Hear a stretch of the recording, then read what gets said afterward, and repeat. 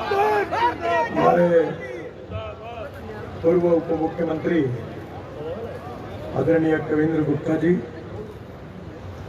हमारे लोकप्रिय उम्मीदवार विक्रम जी, स्टेट की वाइस प्रेसिडेंट अनुराधा जी, जिले के अध्यक्ष रेखा महाजन जी, हमारे डिस्ट्रिक्ट प्रभारी अयोध्या गुप्ता जी, मंच पर उपस्थित सभी हमारे प्रमुख नेतागण, सभी कारपोरेटरगण और उपस्थित सभी भाई और बहन,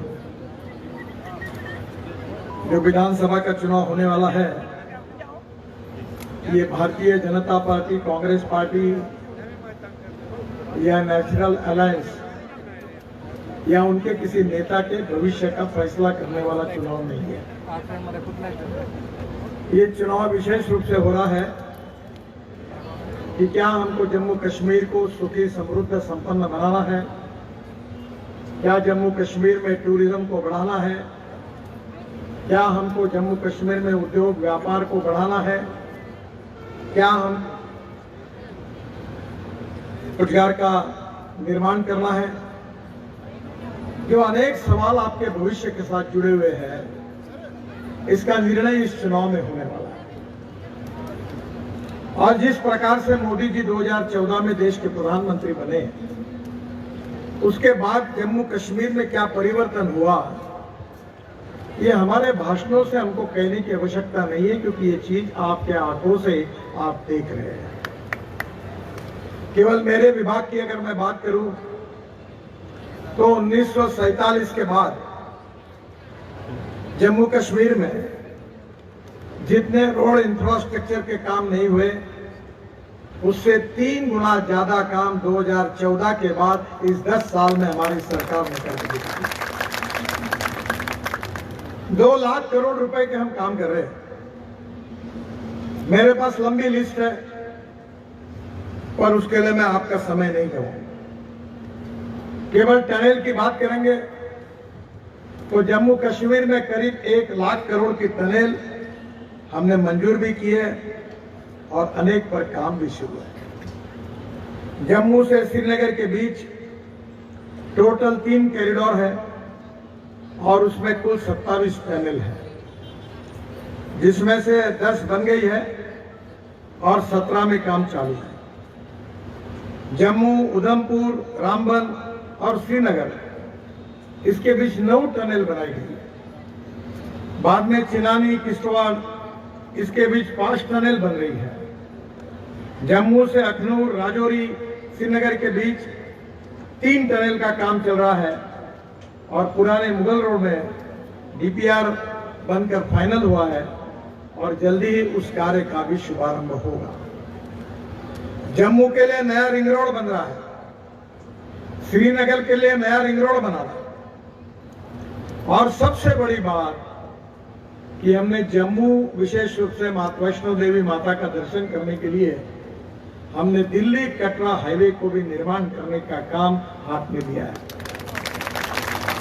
और मैं आपको विश्वास देना चाहता हूं कि अगले साल में मार्च के पहले जम्मू से कटरा 6 घंटे में आपका सफर हो जाएगा, ये मैं आपको विश्वास देता हूं। लोगों को मेरे ऊपर विश्वास नहीं बैठता होगा। ये जितने पत्रकार हैं, 15 साल से मैं मुंबई में था और महाराष्ट्र में मैंने मुंबई पुणे एक्सप्रेस हाईवे बनाया तो 9 घंटे लगते थे। और समुद्र में एक वर्ली बांद्रा सीलिंग प्रोजेक्ट बना, कभी मुंबई जाओगे तो आपको देखने का सौभाग्य मिलेगा। और 55 फ्लाईओवर बना। तो ये जब काम हुआ तो मैंने डिक्लेयर किया था कि मुंबई से पुणे 2 घंटे में होगा। तो अखबार वालों ने एडिटोरियल लिखे कि ये कुछ भी बोलते हैं, पर आज मुंबई से पुणे 2 घंटे में होगा। तो मैं आपको विश्वास दिलाना चाहता हूं कि दिल्ली से अमृतसर 4 घंटे में, दिल्ली से कटरा 6 घंटे में और दिल्ली से श्रीनगर 8 घंटे में होगा। ये मैं आपको बताऊंगा। अभी मुझे उत्तराखंड के मुख्यमंत्री मिले, मैं देहरादून गया था। दिल्ली से देहरादून 9 घंटे लगते हैं, मैंने उनको कहा कि अगले जनवरी से देहरादून से दिल्ली फ्लाइट बंद हो जाएगी, क्योंकि दिल्ली से देहरादून 2 घंटे में होगा, दिल्ली से जयपुर 2 घंटे में होगा, दिल्ली से अमृतसर 4 घंटे में होगा, दिल्ली से चंडीगढ़ 2.5 घंटे में होगा, और अभी बेंगलोर से चेन्नई रोड बन रहा है। मैंने कहा है कि जनवरी में शुरू हो जाएगा, अभी 6 घंटे लगते हैं, लगभग पूरा होते हुआ है। चेन्नई से बेंगलोर 2 घंटे में, और बेंगलोर से मैसूर हमने रोड बनाया है, 3.5-4 घंटे लगते थे, अब 1 घंटे में बेंगलोर से मैसूर पूरा हो जाएगा। इतना ही नहीं, तो पूरे देश की परिस्थिति, अगर आप हिमाचल प्रदेश के मनाली में जाओगे तो मनाली से रोहतांग पास जाने के लिए 3.5 घंटा लगता था, अब रोहतांग पास जाने के लिए हमने टनल बनाई है, अटल टनल, अब 8 मिनट में होता है। और उस टनल के बाद बाहर आने के बाद हम 8 टनल और बना रहे हैं लद्दाख लेह तक, और लद्दाख लेह के बाद कारगिल के नीचे आशिया की सबसे बड़ी 11.6 किलोमीटर जोजिला टनल बना रहे, जिसका काम करीब 70-75% पूरा हुआ। उसके बाद झिड़मोर टनल है, चुनाव खत्म होने के बाद टनल हो गई है पूरी, प्रधानमंत्री जी का समय लेकर उसका उद्घाटन कर देंगे। वो झिड़मोर टनल भी पूरी हो गई है, हम श्रीनगर आएंगे, और फिर श्रीनगर और जम्मू के बीच में 18 टनल है, पर कटरा के पहले ही हम दिल्ली से कटरा हाईवे पर जुड़ेंगे, और उसी हाईवे से निकलकर दिल्ली पहुंचेंगे। ये पानीपत है, उसके बाद में एयरपोर्ट जाने के लिए 2 घंटे लगते थे, अभी पानीपत के बाद हमने UR2 10,000 करोड़ रुपए खर्चा करके एक नया रास्ता बनाया है, जो द्वारका एक्सप्रेस हाईवे पे जाकर दिल्ली मुंबई हाईवे को मिलता है, और उसी हाईवे में शिव मूर्ति के पास हमने अंडरग्राउंड टनल बनाई है, वो डायरेक्ट T3 पे जाएगी, तो अब एयरपोर्ट से पानीपत जाना आधा घंटे में हो जाएगा, जो 2.5 घंटा लगता था आधा घंटे में। वो प्रोजेक्ट भी पूरा हुआ है, स्टेट ऑफ आर्ट प्रोजेक्ट। ये बदलती हुई तस्वीर जो हिंदुस्तान की है, इसका श्रेय मुझे नहीं है।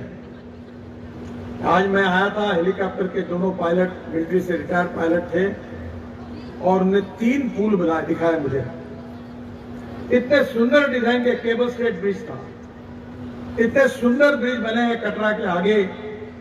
मैं जहां गया था वहां से तीनों पुलों को देख के आया, स्टेट ऑफ आर्ट है। और इसलिए मैं आपको यह बताना चाहता हूं कि दिल्ली मुंबई हाईवे पे जब आप जाओगे, द्वारका एक्सप्रेस हाईवे से, तो सूरत तक जाओगे, और सूरत में तुरंत लेफ्ट हैंड टर्न होकर सूरत से नासिक, नासिक से अहमदनगर, अहमदनगर से सोलापुर, सोलापुर से कर्नूल, और कर्नूल से आप डायरेक्ट हैदराबाद, बेंगलोर, मैंगलोर, चेन्नई, कन्याकुमारी, त्रिवेंद्रम, कोची पूरा पहुंच जाओगे। यानी आप अगर कटरा से निकले तो कन्याकुमारी तक जा सकोगे, मनाली से निकलोगे तो कन्याकुमारी तक जा सकोगे। हम भाषण में बोलते थे कश्मीर से कन्याकुमारी तक, अब भाषण का विषय नहीं रहा, इसका अनुभव आने वाले जनवरी से आपको मिलेगा, ये विश्वास मैं आपको देना चाहता हूं। हम ग्रीन एक्सप्रेस हाईवे बना रहे, टनल बना रहे, रोड्स बना रहे, देश में ट्रांसपोर्ट सिस्टम को हमने बदल दिया। आज इलेक्ट्रिक की बसेस आई, किसान अन्नदाता था, उसको हमने ऊर्जादाता बनाया, ऊर्जादाता ने ईंधन दाता बनाया। अभी तो पानीपत में जो परली जलती थी, वो परली से अभी 1 lakh litre ethanol, 150 ton biobitumen, और करीब 88,000 ton per year bio aviation fuel, यानी सस्टेनेबल हवाई ईंधन तैयार हो रहा है। हवाई जहाज उसके ऊपर चलेंगे। हमारे देश के किसान परली को जलाते थे, दिल्ली में पोल्यूशन होता था, अब उसकी जरूरत नहीं है। मक्के का भाव पिछले बार 1200 रुपए क्विंटल आया था, हमने मक्के से इथेनॉल बनाया, अब इतनी डिमांड हो गई कि मक्के का भाव 2800 रुपए क्विंटल हो गया, किसानों को दुगने पैसे मिले। मैं तो इथेनॉल के गाड़ी पे घूमता हूँ, टोयोटा की इनोवा गाड़ी है वर्ल्ड की पहली, और वो उसका फ्लेक्स इंजन है और वो किसानों ने तैयारी हुई इथेनॉल पे चलती है, 60% बिजली तैयार करती है और उसकी पेट्रोल के हिसाब से अगर एवरेज निकाला गया तो 25 रुपए लीटर पेट्रोल का भाव होता है। No pollution, no import. अभी मैं पुणे में गया था, मैंने बजाज की मोटरसाइकिल लॉन्च की थी। ये बायोमास से परले से बायो सीएनजी बन रहा है। तो राजू बजाज जी ने मुझे कहा कि पेट्रोल पर 1 किलोमीटर जब मोटरसाइकिल चलती है तो 1 किलोमीटर का खर्चा 2 रुपए 25 पैसे आता है और जब ये सीएनजी पे चलती है तो 1 रुपया आता है। हमने एलएनजी के ट्रक लाए, इलेक्ट्रिक के ट्रक लाए। पूरा लॉजिस्टिक कॉस्ट कम हो रही है। 16% हमारे देश की लॉजिस्टिक कॉस्ट थी, चाइना की 8% थी, अमेरिका की 12% थी, यूरोपियन कंट्रीज की 12% थी।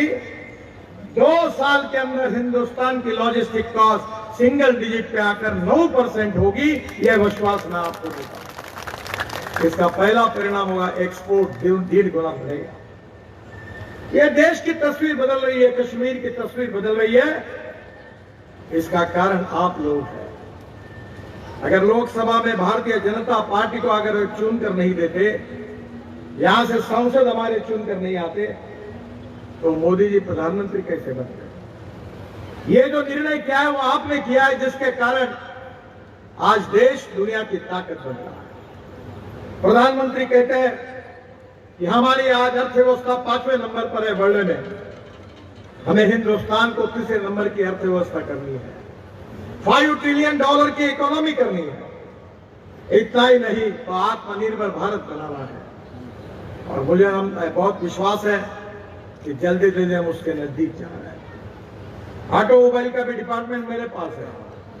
मैं 2014 में जब मंत्री बना तो ऑटोमोबाइल इंडस्ट्रीज का साइज 7 लाख करोड़ था और अभी 3 महीने पहले हम 4थे नंबर पे थे और अब जापान को पीछे डालकर वर्ल्ड में ऑटोमोबाइल मैन्युफैक्चरिंग में हम नंबर 3rd पर आए हैं। पहले नंबर पर अमेरिका है, दूसरे नंबर पर चाइना है और तीसरे नंबर पर इंडिया है। मैंने अभी सभी कंपनियों के मालिकों को बुलाया था और मैंने कहा था कि 5 साल के अंदर चाइना 44 लाख करोड़ की इंडस्ट्री है, अमेरिका 78 लाख करोड़ के और हम 22 लाख करोड़ के हैं। 5 साल के अंदर हमको दूसरे नंबर पर पहुंचना है और 10 साल के अंदर हमको वर्ल्ड में पहले नंबर पर पहुंचना है।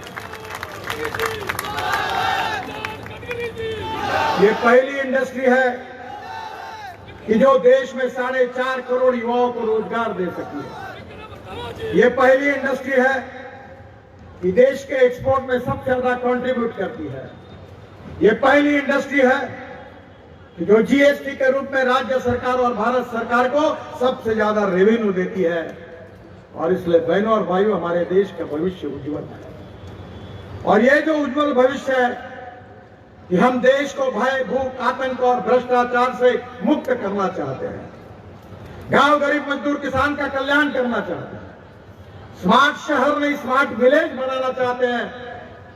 हमारी पार्टी, जैसे अभी रंधावा जी कह रहे थे कि हमारी पार्टी पिता पुत्र की और मां बेटों की पार्टी नहीं है। हमारी पार्टी भारतीय जनता पार्टी के निष्ठावान कार्यकर्ताओं की पार्टी है। तो कह रहे थे, वो बात मैंने कही थी कि मुख्यमंत्री एक्स मुख्यमंत्री बन जाता है, मंत्री एक्स मंत्री बन जाता है, एमपी एक्स एमपी बन जाता है, एमएलए एक्स एमएलए बन जाता है, पर कार्यकर्ता कभी एक्स कार्यकर्ता नहीं बनता।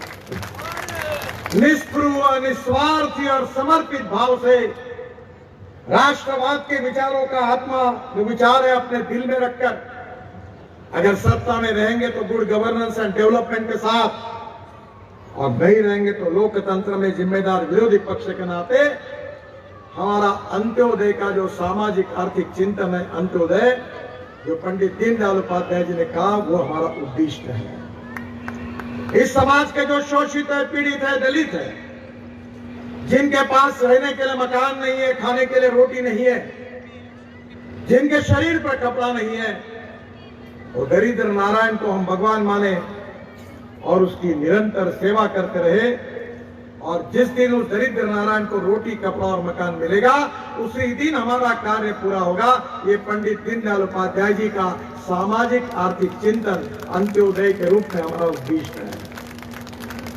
कुछ दिन पहले एक विदेशी चैनल को मैं इंटरव्यू दे रहा था, तो उन्होंने मुझे पूछा कि आपके इस कार्यकाल में आपने सबसे अच्छा काम कौन सा किया है।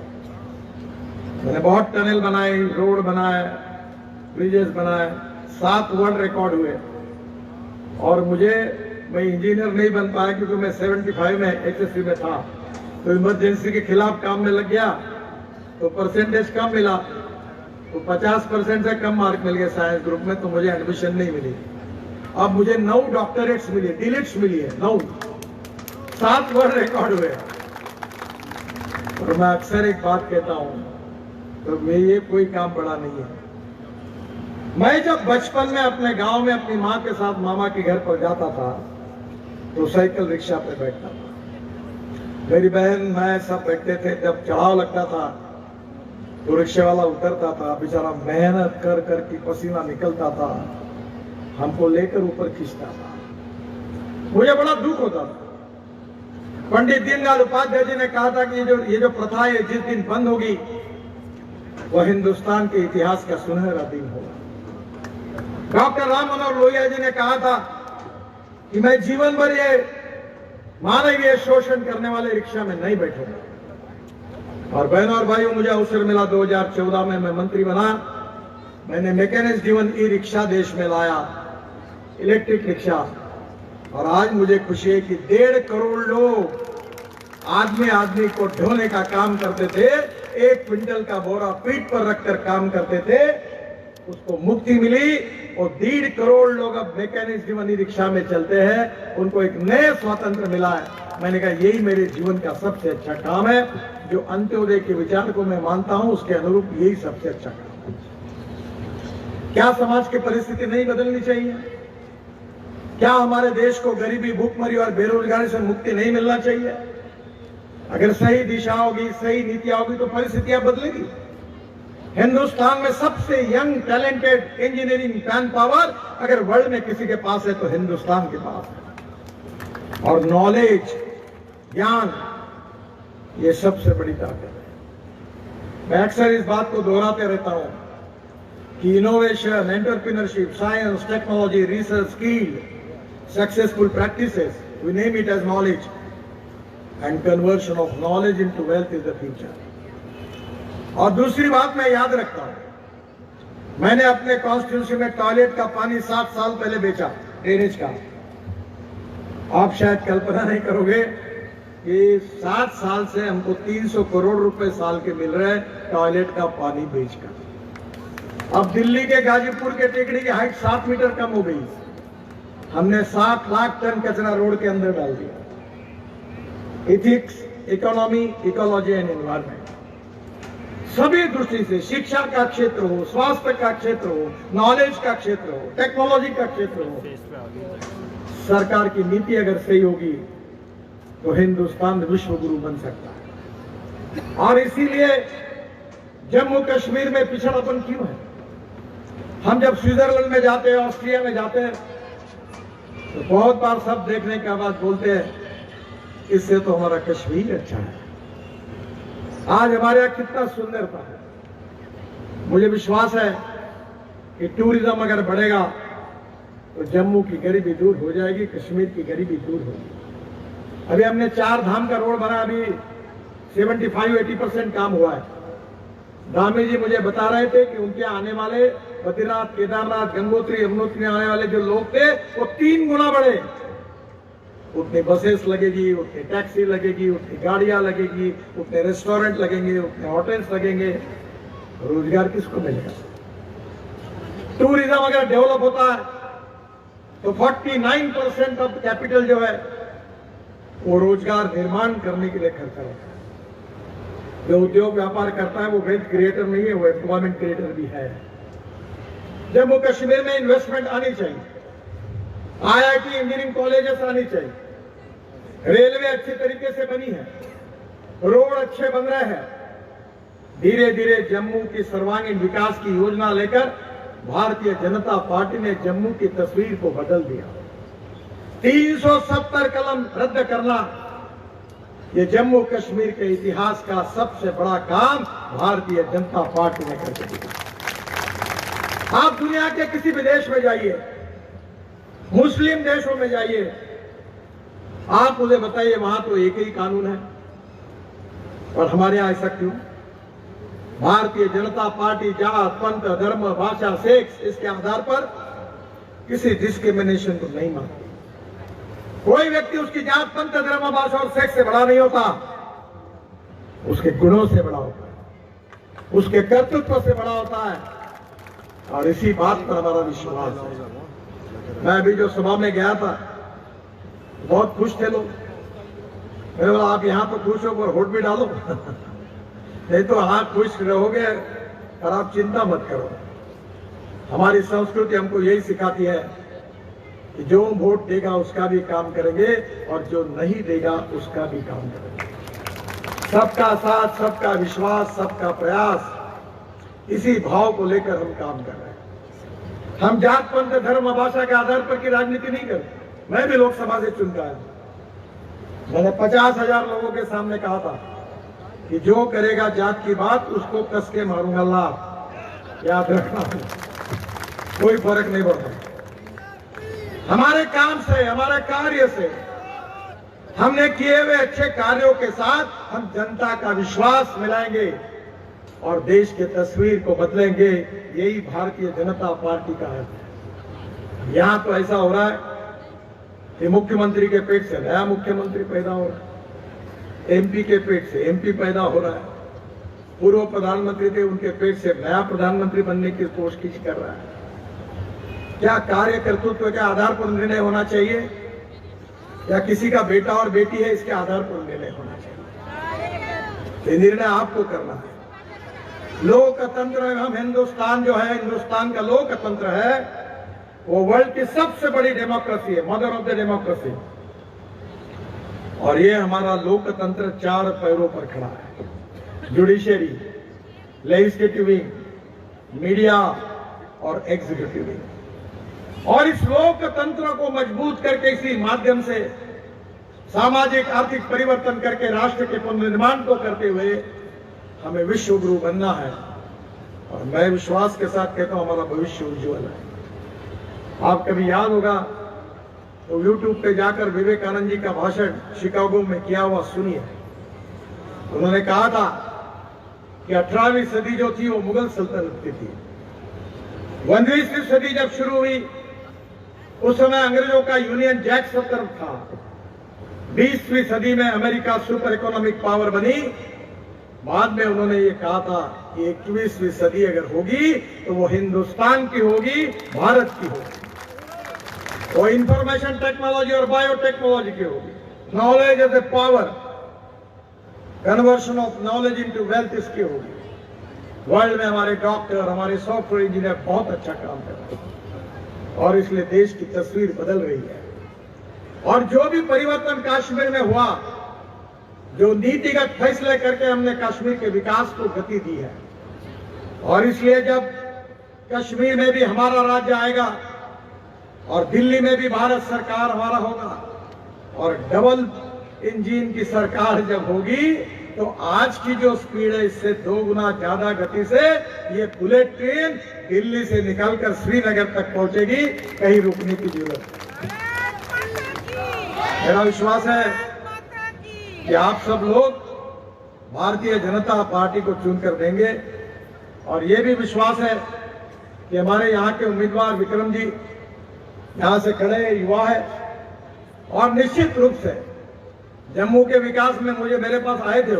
एक ब्रिज बन रहा था यहाँ के, तो मुझे बोल रहे थे हम बोलते तो सुनते नहीं अधिकारी, मतलब धुलाई कर देना मुझे, यही भूल है। बोले ये शहर को डिवाइड कर रहा है। मैंने अधिकारी को कहा कि लोगों की मांग क्या है ये समझो, अपनी अकल मत खर्चा करो और ये कदम करो ये। और उस समय वो ब्रिज अब पिलर पर खड़ा हो रहा है, आपकी मांग पूरी हुई। जम्मू का रिंग रोड पूरा हो रहा है, श्रीनगर का रिंग रोड पूरा हो रहा है, इलेक्ट्रिक बसेस आ रही है, पानी पे उतरने वाले हवाई जहाज लाएंगे, ड्रोन की टैक्सी लाएंगे। मेरा विश्वास है ये देश बदल रहा है और इस बदलते हुए देश को और गति से बदलने में आपकी भूमिका महत्वपूर्ण है। भारतीय जनता पार्टी को ताकत दो। मोदी जी के नेतृत्व में भारतीय जनता पार्टी के हमारे जो उम्मीदवार खड़े हैं, जो कमल के फूल की बटन ऐसे दबाओ, ऐसा करंट लग जाएगा कि जितने पार्टियों के नेता खड़े अपनी ही कुर्सी से 2 फुट ऊपर उड़ जाएंगे। आपको करंट लगाना आता है और एक बार करंट लगा कि बुलेट ट्रेन दौड़ से दौड़ी, ऐसा समझो। आपका आशीर्वाद, आपकी शुभकामनाएं, आपका प्रेम, यही हमारी सबसे बड़ी पूंजी है।